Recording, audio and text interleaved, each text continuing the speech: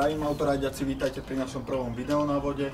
Postupom času sa budeme venovať technicky zložitejším veciam, no dnes si ukážeme úplne banálnu vec a to je výmena kolesa.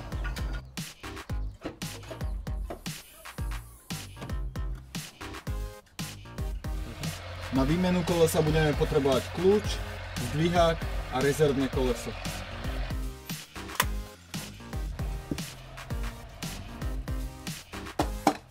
Keďže toto rezervné koleso je len dojazdové, nemali by ste prekračovať rýchlosť 80 km za hodinu.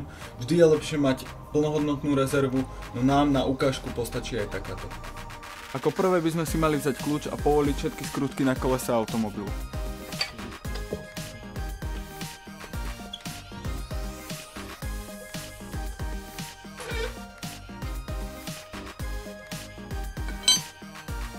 Ďalej budeme pokračovať tým, že si zdvihneme auto na zdvihák.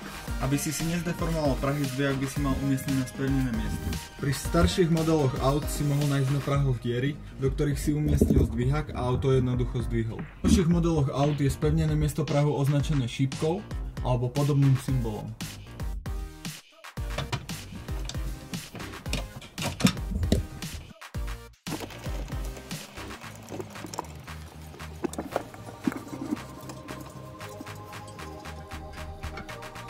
Pokiaľ už máte auto na zdviháku, môžete prejsť k vymontovaniu skrutiek od kolesa.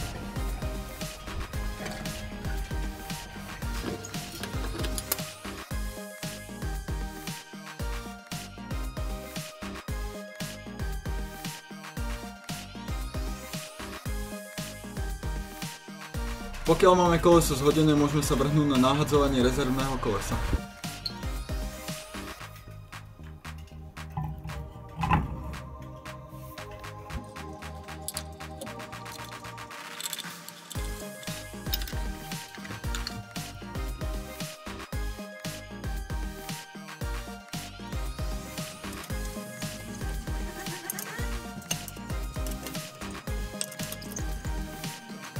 Keď už máš náhradné koleso nahodené, môžeš dať auto dole zo zdviháka a skrutky dotiahnuť.